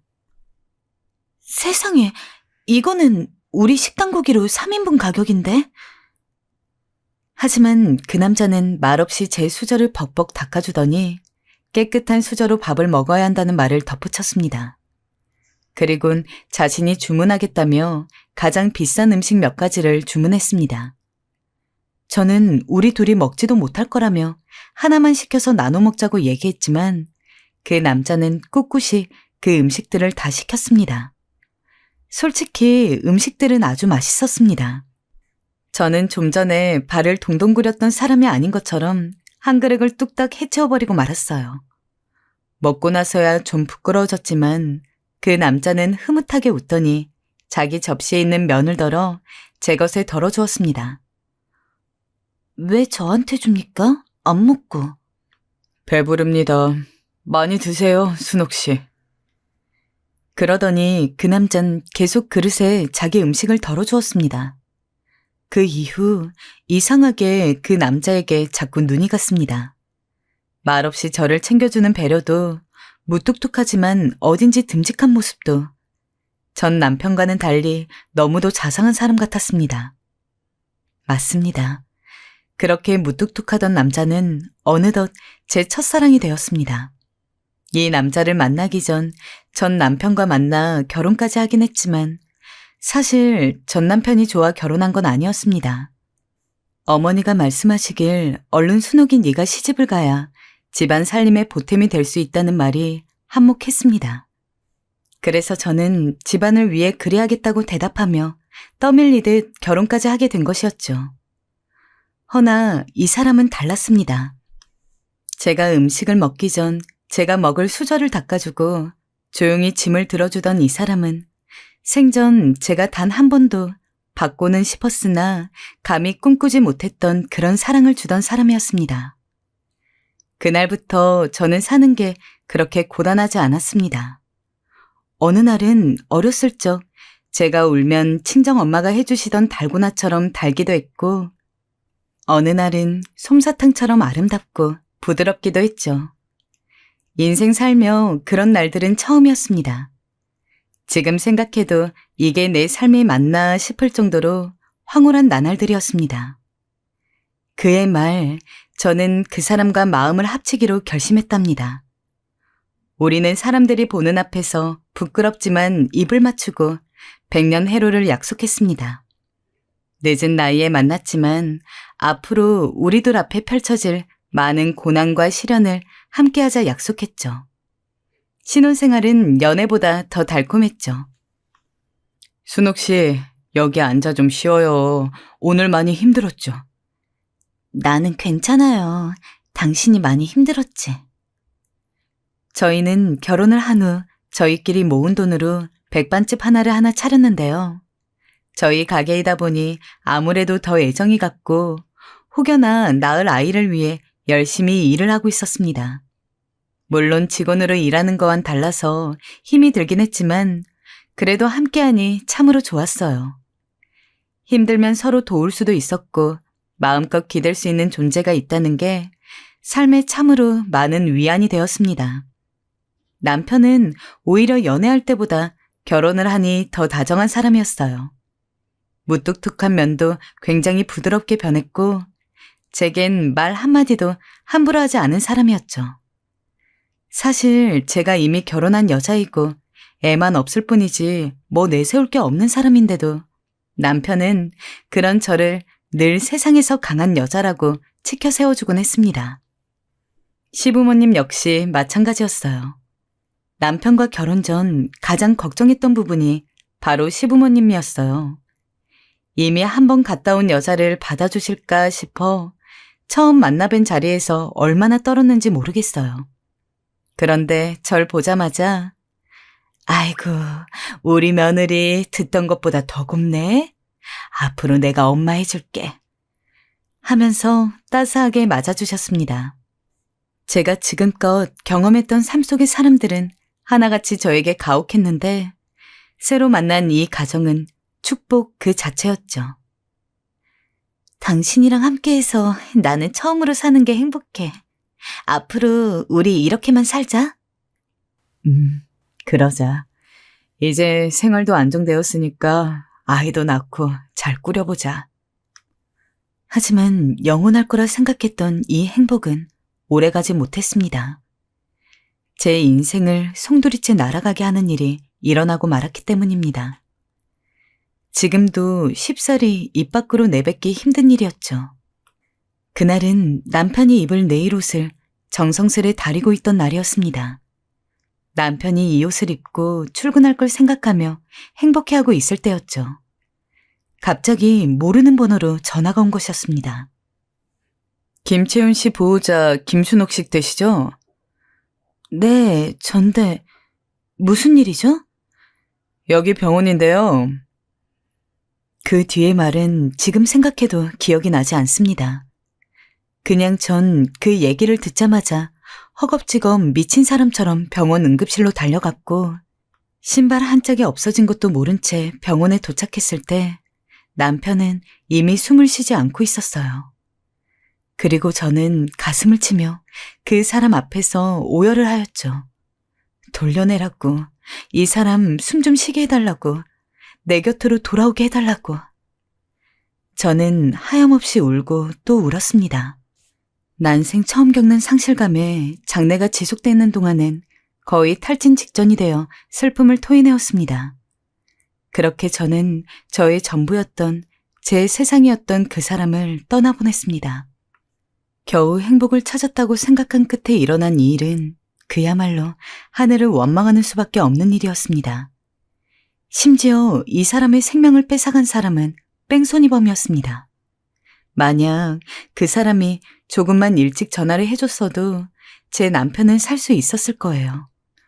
하지만 죄를 알고도 달아나는 바람에 제 남편은 그 차가운 길거리에서 누구의 도움도 받지 못하고 죽어갈 수밖에 없었습니다. 남편의 그런 마지막 모습은 꿈속에 자주 등장하곤 했습니다. 길거리에서 저를 부르며 죽어가는 남편, 그리고 그걸 알면서도 지켜볼 수밖에 없는 저. 이 장면은 제 꿈속을 헤집었고 또 일상을 갉아먹었습니다. 저는 정신을 조금씩 놓아갔습니다. 하지만 그런 절 붙잡아 주신 건 시부모님이었습니다. 아들을 잃어 저보다 더 상실감이 크신 상황인데도 불구하고 시부모님은 저를 위로하시며 어떻게든 살자고 하셨어요. 얘야, 나도 지금 사는 게 아니다. 하루에도 내 새끼 생각에 가슴이 미어져. 타들어 죽을 것만 같아. 그래도 어쩌겠니? 그 아이 목숨이 거기까지였던 걸. 산 사람은 살아야지. 네, 어머니. 그러나 시어머니의 말씀도 그땐 귓가에 잘 들리지 않았습니다. 그만큼 정신이 피폐해진 상황이었기에 그랬을 겁니다. 저는 죽지 않을 정도로 먹으며 멍하니 벽만 바라보며 살았고 가끔씩 남편의 사진을 쳐다보며 눈물을 흘렸습니다. 그런데 그러기를 한 달째 너무 못 먹은 탓이었을까요? 저는 그만 횡단보도 한가운데서 쓰러지고 말았습니다. 왜 나가려고 한 건지 어쩌다 나가게 된 건지도 기억나지 않아요. 그저 주섬주섬 옷을 입고 밖으로 나갔는데 그만 정신을 잃었고 마지막으로 보인 건 사람들의 웅성거리는 모습이었어요. 눈을 뜨니 응급실이었습니다. 시어머니는 울면서 제 손을 꼭 붙잡고 계셨어요. 허나 다음에 이어지는 시어머니의 말씀에 저는 할 말을 잃고 말았습니다. 세상에, 얘야, 넌 임신한 것도 모르고 있었니? 네? 뭐라고요? 시어머니는 검사 결과 제 뱃속에 아이가 있다고 하셨습니다. 믿을 수가 없었죠. 아니, 남편 잃고 정신이 없이 살았으니 애를 배웠을 거라곤 상상조차 하지 못했습니다. 우리 아이를 위해서 어떻게든 살자, 응? 순호가, 이제부턴 정말 정신 붙들고 살아야 해. 정말로 뱃속에 아이가 있다고 생각하니 저는 안 먹을 수가 없었습니다. 어떻게든 아이를 먹이기 위해 제가 먹어야 했고 또 남편과 제 사이의 아이인 만큼 어떻게든 건강하게 출산하여 잘 키워야 했습니다. 저는 아이 때문에 다시 일도 나갔고 운동도 하면서 꾸준히 몸을 보살폈어요.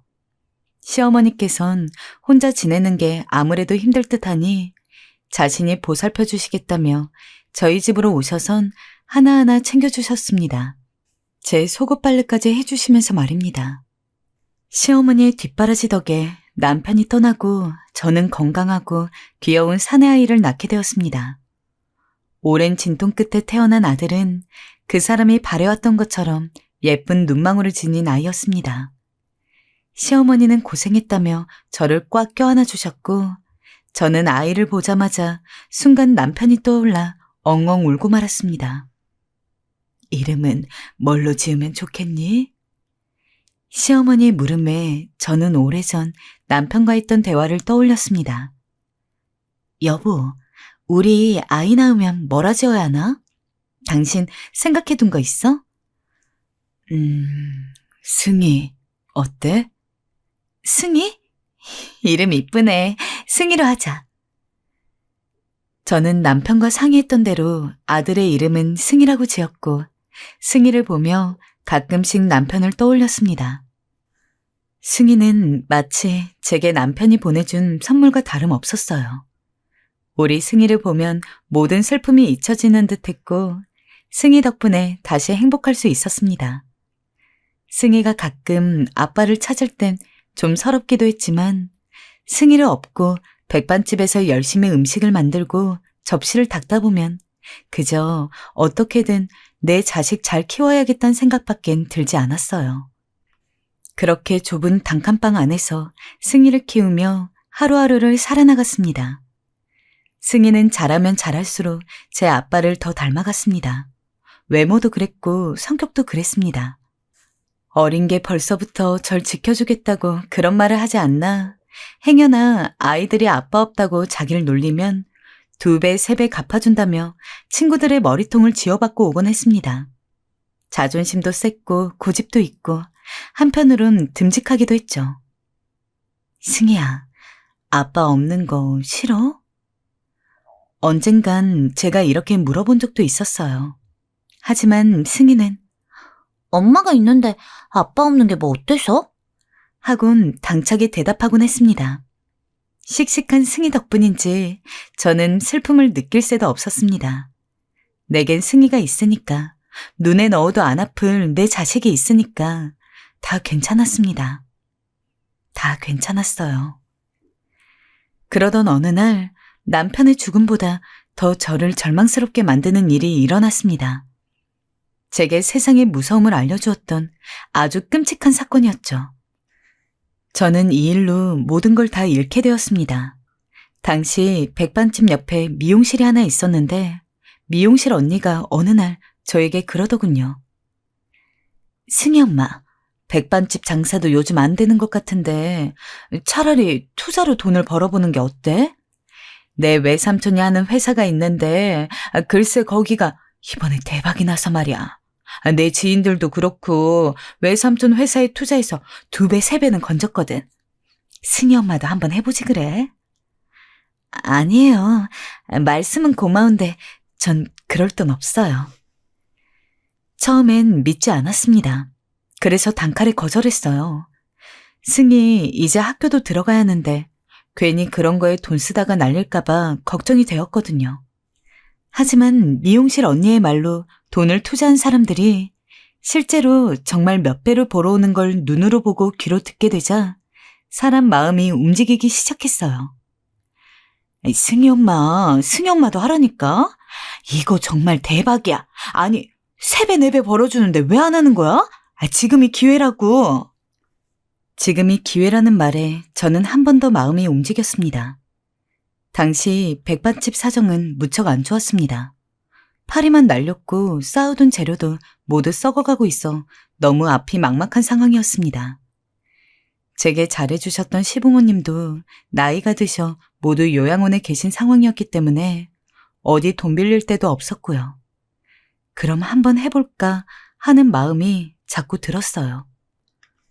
저는 모은 돈을 몽땅 밀어놓고 말았습니다. 조금 넣으면 이익도 별로일 거란 미용실 언니 말에 넘어가 그런 결정을 하게 된 것이었죠. 허나 며칠 후 투자한 돈은 공중으로 사라지게 되었습니다. 미용실 언니는 잠적을 했고요. 언니, 제발 연락 좀 받아봐요. 제발요. 나한텐 이 돈이 전부예요. 연락은 끝끝내 오지 않았고 며칠 후 그 미용실 언니가 경찰서에 갔다는 소식이 들렸습니다. 돈을 돌려받을 수 있을 거라 기대했지만 그 희망도 없어져 버렸어요. 눈앞이 정말이지 캄캄했습니다. 제가 정말 바보 천치 같았습니다. 남편이 있었어도 이런 일을 당했을까 싶었고 또 이미 죽은 남편에겐 끔찍한 죄를 짓는 것 같았습니다. 살고 싶지 않았습니다. 더 큰 문제는 백반집이었습니다. 망해가던 백반집은 기어이 문을 닫아야 했고 수중에 얼마 남지 않는 돈으론 단칸방 하나 구할 수가 없었어요. 승희를 데리고 식당에서 일이라도 하며 생계를 이어나가려 했지만 저와 승희를 다 받아주는 곳은 없었습니다. 어쩔 수 없이 저는 승희와 함께 공중 화장실 앞 계단에서 잠을 잤고 유통기한이 임박한 음식으로 아이의 줄인 배를 달래줄 수밖에 없었어요. 엄마, 나 배고파. 조금만, 승희야, 조금만 기다려줘. 엄마가 돈 벌어올게, 꼭. 승희는 매일 너덜너덜해져 해지기 일보지기 직전에 옷을 입고 다녔고 저는 그런 승희의 손을 잡고 사람들에게 무작정 돈을 구걸하기도 했습니다.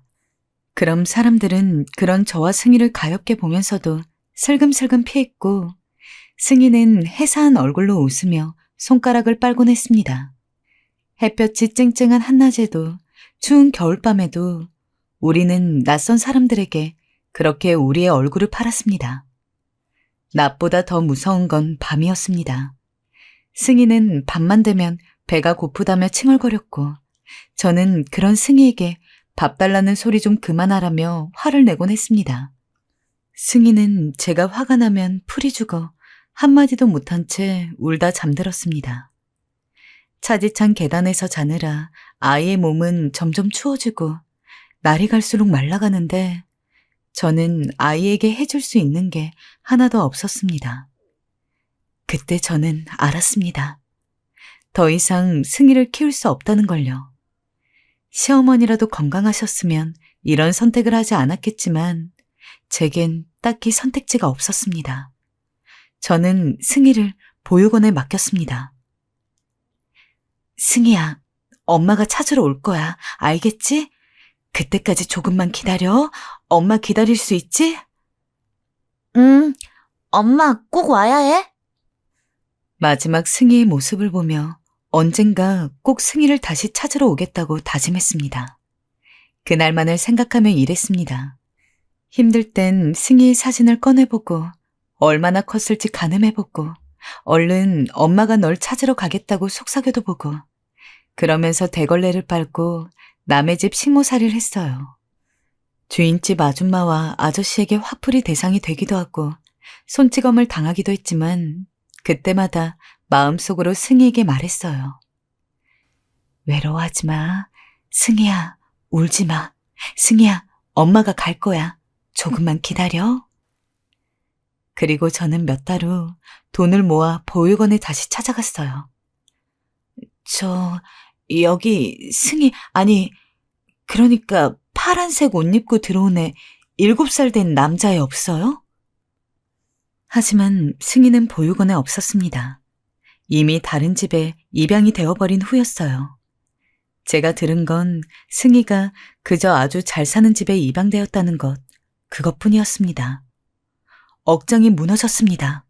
우리 승희, 너무 그리워 꿈에도 나왔던 승희가 제가 아닌 다른 엄마 품에 갔다니. 거기다 저는 혹시나 승희가 입양된 집에서 안 좋은 일이라도 당할까 두려워 하루에도 몇 번씩 꿈에 승희가 나오곤 했어요.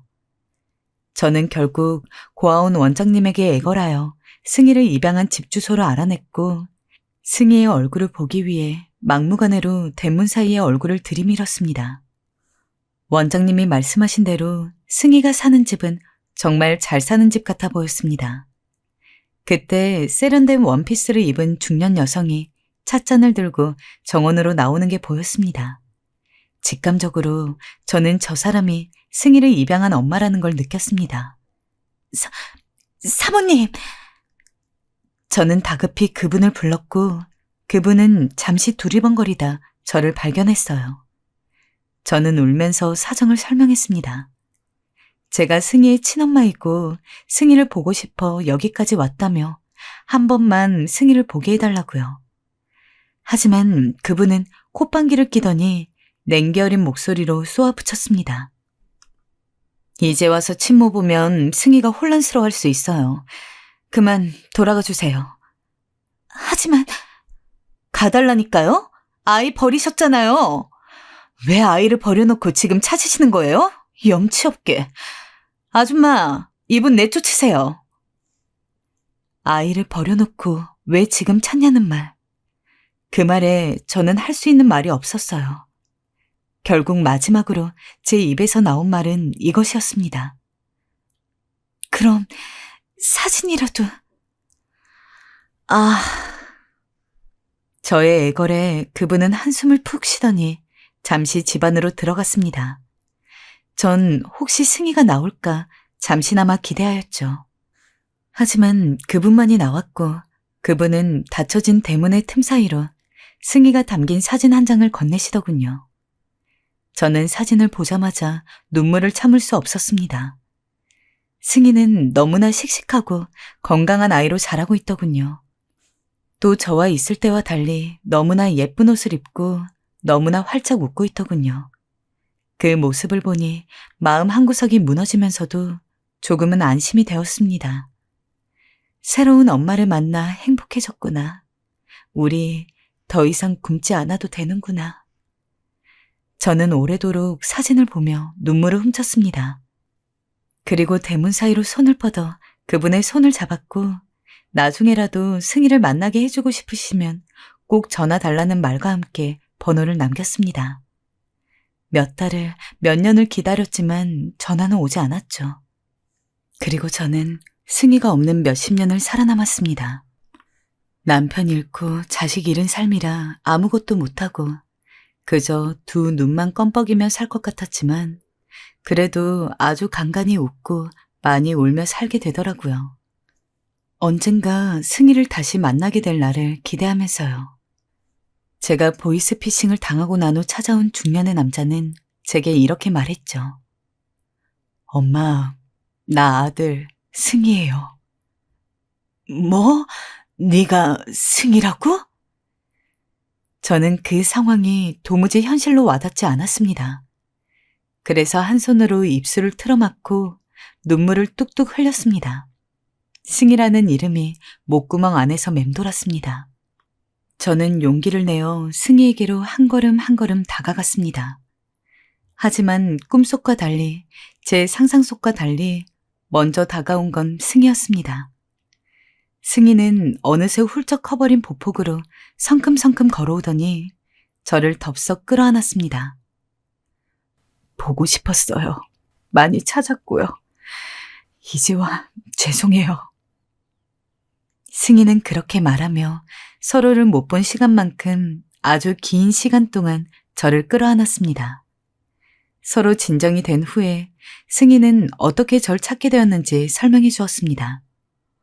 오랜 시간 승희는 친모가 자기를 버린 줄 알고 살고 있었는데 예전에 살던 고아원을 찾아갔다가 엄마가 어쩔 수 없이 자기를 고아원에 맡겼다는 걸 듣게 되었답니다. 들어보니 그 사정이 안타까워 사람 찾는 곳에 가 저를 찾게 되었고 그 와중에 보이스피싱 사기를 당한 것도 알게 되었다 해요. 엄마가 그런 사기를 당했다 해서 얼마나 놀랐는지 몰라요. 그래도 이리 만날 수 있어 다행이에요. 저는 좋은 부모님 밑에서 자라서 고생도 모르고 컸어요. 이제 아들까지 있는 식당 사장님이고요. 그리고 우리는 그간 못다한 긴 얘기들을 시작했습니다. 살아온 얘기, 어렸을 적 이야기, 아버지 얘기. 시간 가는 줄 모르고 그간의 삶을 나누었습니다.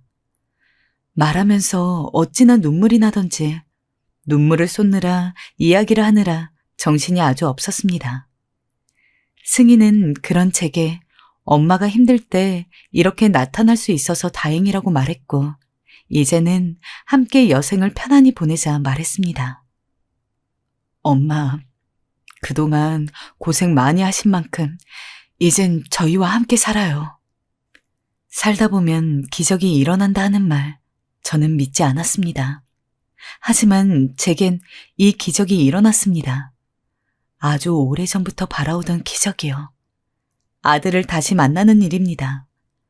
만난다 해도 저를 용서해 줄까 걱정했는데 아들은 고생 많았다며 저와 함께 살자 하네요. 이것도 하늘에 있는 남편의 선물일까요? 아마도 그렇지 싶습니다. 저는 요즘 승희를 간간히 만나며 서로 안부도 주고받고 옛날 얘기도 하곤 합니다. 사실 아들과 같이 살고 싶긴 했지만 아무래도 그건 며느리에게 민폐가 되는 일 같아 그리 하진 않았어요. 대신 아들이 근처에 집을 얻어주어 그곳에서 편히 살고 있습니다. 얼마 전엔 승희와 결혼한 며느리와 손주까지 보게 되었는데요. 저를 어머니라 불러주는 며느리는 아주 참하고 성정도 착한 아이인 것 같습니다. 아, 승희를 키워주신 분은 지금 현재 몸이 아파 병원에 계시다 해요. 몸이 조금 나으시면 그분께 이렇게 승희 잘 키워주셔서 고맙다는 말도 전하고 싶어요. 비록 저를 그날 내쫓긴 하셨지만 그래도 제 아들 이리 키워주셨으니 저로선 그분을 미워할 이유가 없습니다. 그저 감사할 따름입니다. 엄마, 앞으로 제가 엄마